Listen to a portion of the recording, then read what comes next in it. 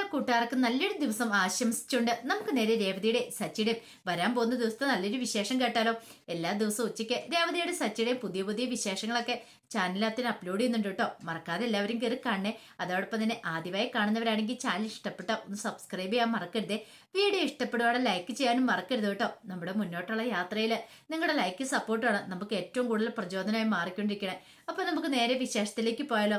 അങ്ങനെ നമ്മൾ കാണാൻ പോകുന്ന കലാവതി മുത്തശ്ശിയുടെ വീട്ടില് എല്ലാരും കൂടെ പൊങ്കൽ ആഘോഷിക്കാനായിട്ട് വന്നിരിക്കുകയാണ്. ആ സമയം രേവതി സച്ചി എല്ലാരും ഉണ്ട്.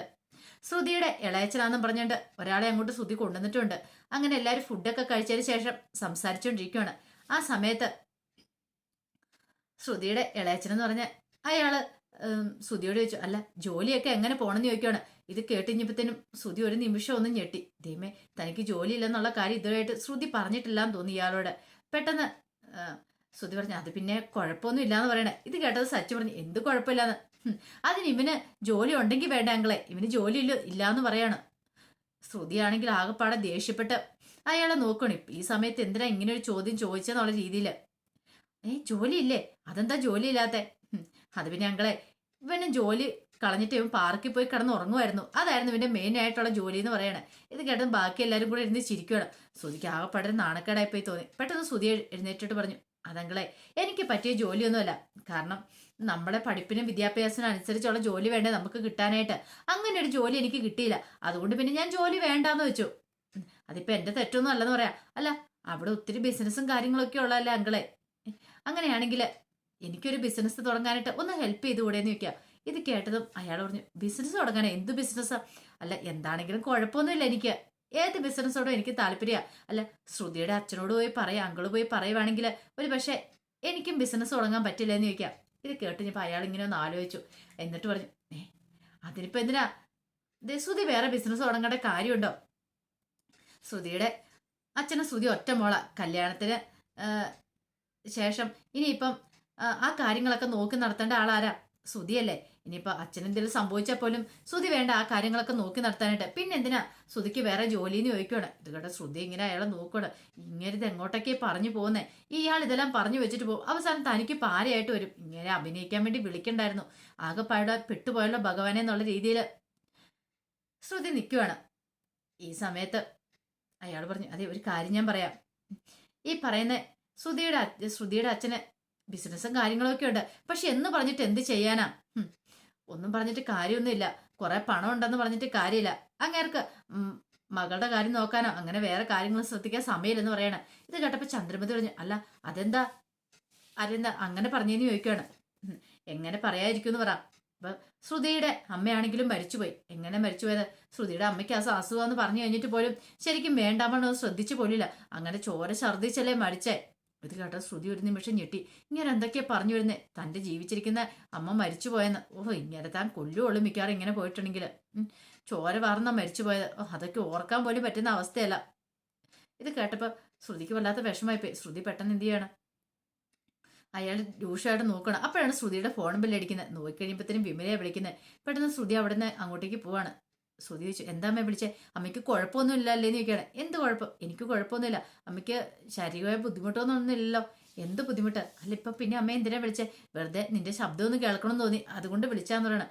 ശരി ശരി, ഞാൻ കുറച്ച് തിരക്കില്ല, ഞാൻ പിന്നീട് വിളിക്കാന്ന് പറഞ്ഞിട്ട് പെട്ടെന്ന് ശ്രുതി ഫോൺ കട്ട് ചെയ്തിട്ട് അങ്ങോട്ട് വരുവാണ്.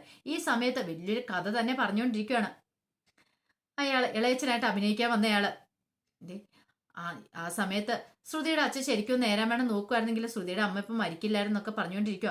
ഇത് കേട്ടപ്പോൾ ശ്രുതി പറഞ്ഞു, എന്റെ അമ്മ മരിച്ചെന്ന് ഇതേ ഇളയച്ചനോട് ആരാ പറഞ്ഞെന്ന് ചോദിക്കോ. ഒരു നിമിഷം എല്ലാവരും ഞെട്ടിപ്പോയി.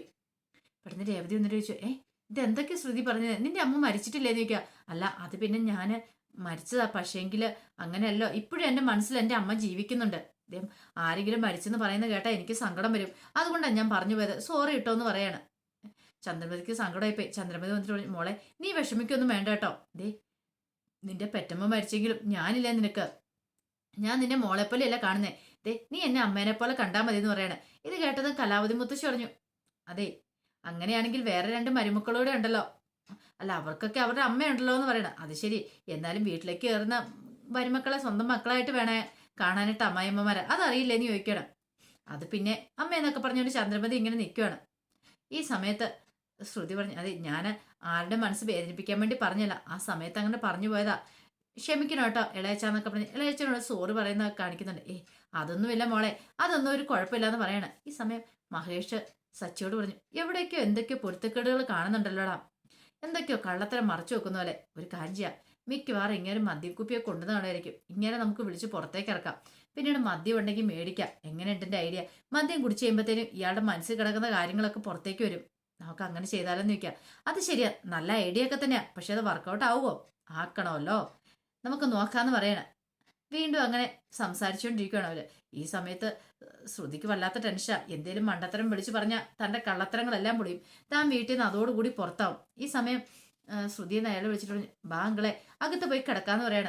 വേണ്ട, എനിക്ക് കുഴപ്പമൊന്നുമില്ല. നല്ല ക്ഷീണമില്ലേന്ന് ചോദിക്കും. എന്ത് ക്ഷീണം? എനിക്ക് ക്ഷീണമൊന്നുമില്ല, ഞാൻ ഇവിടെ ഇരുന്നോളാം. എല്ലാവരോടും സംസാരിച്ചിരിക്കുമ്പോഴേ നല്ലൊരു സുഖം ഉണ്ടെന്ന് പറയണ. ചന്ദ്രമതിക്ക് ഇതിൽ വേറെ ഒരു സന്തോഷം വേറെ കിട്ടാനില്ലായിരുന്നു. കാരണം ശ്രുതിയുടെ ഇളയച്ചനല്ലേ വന്നിരിക്കുന്നത്. അവരെ നല്ലപോലെ ട്രീറ്റ് ചെയ്യുകയാണെങ്കിൽ ഒരു പക്ഷേ തന്റെ ശ്രുതിക്ക് ഒരു ബിസിനസ് സാമ്രാജ്യം തന്നെ കെട്ടിപ്പൊക്കാനായിട്ട് പറ്റും. ആ ഒരു സന്തോഷമായിരുന്നു ചന്ദ്രമതിയുടെ മനസ്സ് നിറയും. പിന്നീട് സച്ചി പറഞ്ഞു, ഒരു കാര്യം ചെയ്യാം, എവിടെയെങ്കിലും ഇരുന്നിട്ട് കാര്യമുണ്ട്, ഇവിടെയൊക്കെ ചുറ്റി നടന്ന് കാണണ്ടേന്ന് ചോദിക്കുകയാണ്. വാ നമുക്ക് പുറത്ത് പോകാന്ന് പറഞ്ഞിട്ട് അയാളുടെ കയ്യിലേക്ക് അവിടെ കയറി പിടിക്കുകയാണ്. പെട്ടെന്ന് ശ്രുതി പറഞ്ഞേ അതിന്റെ കാര്യമൊന്നുമില്ല, ഇളയച്ചൻ പോയി കുറച്ചു നേരം വിശ്രമിക്കട്ടെ എന്ന് പറയണേ. അല്ല, അത്രയും ദൂരം നിന്ന് ഇവിടെ വന്നിട്ട് വിശ്രമിക്കാൻ വന്നാണോ? ഇവിടെ എല്ലാം ഒന്ന് കാണണ്ടേന്ന് ചോദിക്കണം. ഞങ്ങൾ പോകുന്നുണ്ട്, ഞങ്ങളോട് വരുന്നുണ്ട്, പോരാൻ പറയണം. ഇത് കേട്ടുകഴിഞ്ഞപ്പത്തിന് അയാൾ പറഞ്ഞു, ആണോ എന്നാ ശരി ഞാൻ വരാന്ന് പറയണം. പെട്ടെന്ന് ശ്രുതി വിളിച്ചു, അതും പിന്നെ ഇളയച്ച, അത് പിന്നെ എന്താ മോളെ, എന്താ കാര്യം? ഞാൻ പോയിട്ട് പെട്ടെന്ന് വരാമെന്ന് പറയണേ. പിന്നീട് അവരങ്ങോട്ട് ഇറങ്ങി പോകുമ്പോൾ ശ്രുതിക്ക് ആപ്പാ ടെൻഷൻ. സച്ചിലൂടെ വിടുന്ന അപകടമാണ്, എന്തെങ്കിലും ഉടനെ ചെയ്തേ മതിയാവുള്ളൂ. പിന്നെ ശ്രുതിയോട് പറഞ്ഞു, ശ്രുതി നീയും കൂടെ ചെല്ലാൻ പറയണം. ശ്രുതി പറഞ്ഞു, ഞാനെന്തിനാ പോണേ? ശ്രുതി ഒന്ന് ചെല്ല്. രവീന്ദ്രൻ പറഞ്ഞു, എടാ നിന്റെ ഭാര്യയുടെ ഇളയച്ചനല്ലേ വന്നിരിക്കുന്നേ, അപ്പൊ നിനക്കൊന്ന് പോകേണ്ട മര്യാദയില്ലേ, ഏറ്റു പോടാന്ന് പറയണം. അങ്ങനെ മടി പിടിച്ചിരിക്കുന്ന ശ്രുതിനെയും കൂടെ ഉന്തി തള്ളി ശ്രുതി ആ കൂടെ അങ്ങോട്ട് പറഞ്ഞു വിടുവാണ്. അങ്ങനെ അവരങ്ങോട്ട് പോയി കഴിഞ്ഞപ്പോഴത്തേനും ശ്രുതി ആകെപ്പാടെ വിഷമിച്ച് വന്നിരിക്കുകയാണ്. അപ്പൊ ശ്രുതിയുടെ അടുത്ത് രേവതി വന്നിട്ട് ചോദിച്ചു, ശ്രുതിക്ക് വിഷമായോ അമ്മയില്ലാത്തതിനെ കുറിച്ച് പറഞ്ഞോണ്ട്? കുഴപ്പമൊന്നുമില്ല. ഈ സമയം വർഷ പറഞ്ഞു, ഒരു പക്ഷേങ്കില് അമ്മയില്ലാത്ത വിഷമമൊന്നും ഓർത്ത് വിഷമിക്കൊന്നും വേണ്ട കേട്ടോ, ഞങ്ങളെല്ലാരും ഇല്ലേ കൂടെ, പിന്നെ സങ്കടപ്പെടേണ്ട കാര്യമൊന്നുമില്ലെന്ന് പറയണ. അല്ല പെട്ടെന്ന് അമ്മയില്ലാന്നൊക്കെ പറഞ്ഞു കഴിഞ്ഞപ്പോ എനിക്ക് വിഷമായി, അതുകൊണ്ടാന്ന് പറയണ. ചന്ദ്രമതി പറഞ്ഞു, മോളെ നീ വിഷമിക്കണ്ട, ഞാനില്ലേ നിനക്ക്, പിന്നെ എന്തിനാ നീ വിഷമിക്കുന്നത്? ഇവരെല്ലാരും കൂടെ ഇല്ലേ, പിന്നെ എന്താ നിനക്ക് പ്രശ്നം എന്താന്ന് ചോദിക്കുക. ഇത് കേട്ടോ കലാവതി മുത്തശ്ശി പറഞ്ഞു, അത് ശരിയാ ചന്ദ്രേ, കാരണം നീ വേണം മക്കളായിട്ട് വേണം നീ ഇവരെ കാണാനെന്ന് പറയണം. ഞാൻ കാണുന്നുണ്ടല്ലോ അമ്മേ, ഇത് ശ്രുതിനെ കാണുന്നുണ്ട്, പിന്നെ വർഷേനെ കാണുന്നുണ്ടല്ലോ എന്ന് പറയാം.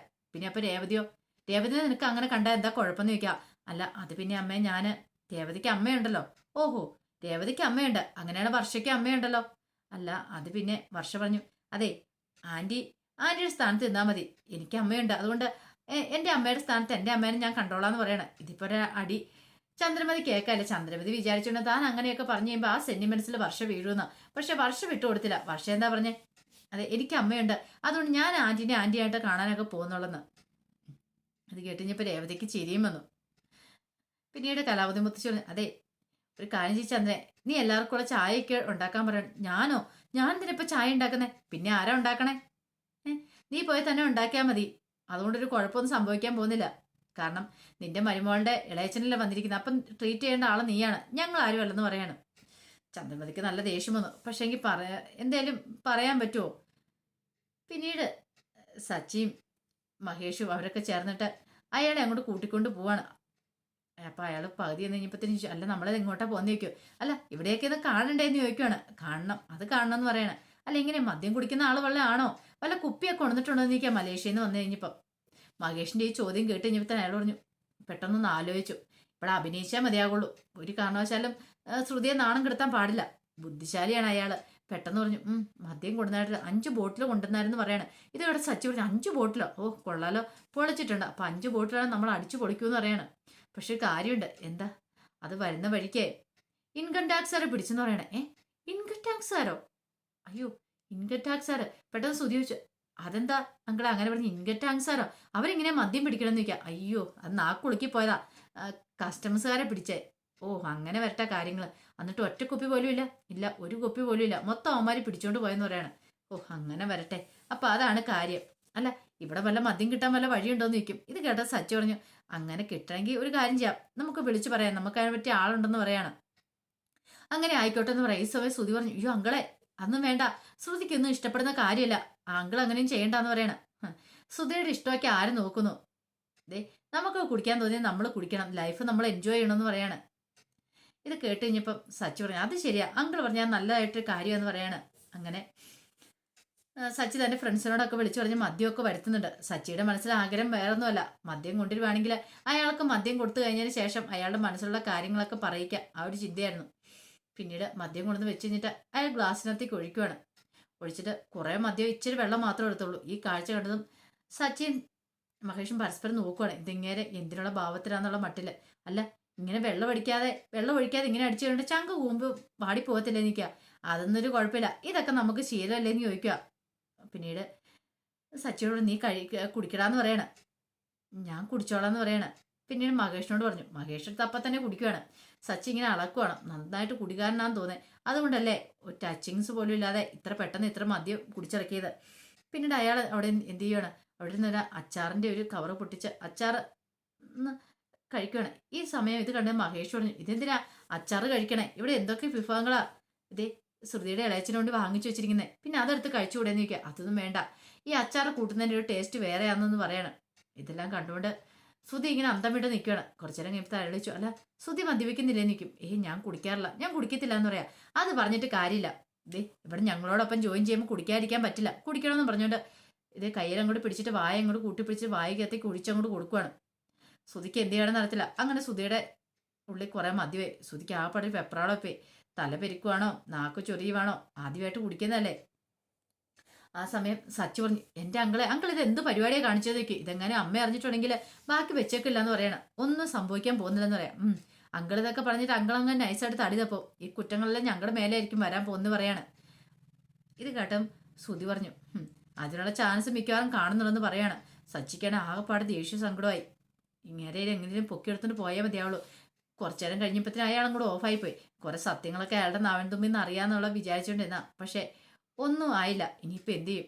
അപ്പോഴേക്കും സുധി ഫിറ്റായിട്ടുണ്ടായിരുന്നു. സുധി ഫൂസായിട്ട് സുധിയായിട്ട് അങ്ങ് നടക്കുകയാണ്. കുറേ ദൂരം നടന്നു. വീട് എവിടെയാണെന്നും അറിയത്തില്ല. അങ്ങനെ കുറച്ച് ദൂരം ചെന്ന് കഴിയുമ്പോഴത്തേനും സുധി അവിടെ മദ്യലഹരിയിൽ അവിടെ ബോധം കിട്ട് കിടക്കുകയാണ്. ആ മെയിൻ റോഡിന്റെ സൈഡിലായിട്ട് ഫുട്പാത്തിൽ ഇങ്ങനെ കിടക്കുക. ഈ സമയത്താണ് സച്ചിയൊക്കെ അങ്ങോട്ടേക്ക് തിരിച്ചു വരുന്നത്. നോക്കിക്കഴിയുമ്പോഴത്തേനും ഒരുത്തൻ കിടക്കുന്നു. ഇത് ആരുടെ വെള്ളം അടിച്ചിട്ട് ഇങ്ങനെ കിടക്കണേ എന്നൊക്കെ പറഞ്ഞുകൊണ്ട് നോക്കിക്കഴിയുമ്പോഴത്തേനും സുധിയാണ്. അയ്യോ ഇത് സുധിയായിട്ടാണല്ലോ പറഞ്ഞുകൊണ്ട് സുധിനെ ഒരു വ്യക്തി പിടിച്ച് എഴുന്നേപ്പിക്കുകയാണ്. അപ്പോഴേക്കും ശ്രുതിയുടെ ഇളയച്ചനാന്ന് പറഞ്ഞ ആള് മദ്യം കുടിച്ച് ഓഫായി പോയിട്ടുണ്ടായിരുന്നു. അയാൾക്ക് എഴുന്നേറ്റ് നിൽക്കാൻ പറ്റുന്നുണ്ടായിരുന്നില്ല. അയാൾ ആടിയാടി എഴുന്നേറ്റ് നേരെ സച്ചിയുടെ അടുത്തേക്ക് വരുവാണ്. അപ്പൊ സച്ചി പറഞ്ഞു, ഈ കോളത്തിൽ അങ്ങ് ചെന്നിട്ടുണ്ടെങ്കിൽ അമ്മ ഞങ്ങളെ മിക്കവാറും ഓടിക്കുമെന്ന് പറയാണ്. അതൊന്നും കുഴപ്പമില്ല, അതൊക്കെ മാനേജ് ചെയ്തോളാം, എൻ്റെ കൂടെ ഒന്ന് വീട്ടിലേക്ക് വന്നാൽ മാത്രം മതിയെന്ന് അയാൾ പറയാണ്. ഇതെല്ലാം കേട്ട് കഴിഞ്ഞപ്പോഴത്തേനും എന്ത് ചെയ്യണമെന്നറിയില്ലാതെ സച്ചി മഹേഷും ഒക്കെ നിൽക്കുക. അപ്പം അതിൻ്റെ വിശേഷങ്ങളൊക്കെയാണ് കാണുന്നത്. ഇനിയിപ്പോൾ അയാളുടെ കള്ളത്തരങ്ങളൊക്കെ പിടിക്കപ്പെടുമെന്ന് അറിയത്തില്ല. അപ്പം അതിൻ്റെ വിശേഷങ്ങളൊക്കെ നമുക്ക് എല്ലാവർക്കും കാത്തിരിക്കാം കേട്ടോ. ഒരിക്കൽ കൂടി എല്ലാവർക്കും നല്ലൊരു ദിവസം ആശംസിച്ചു നിർത്തുന്നു. നന്ദി.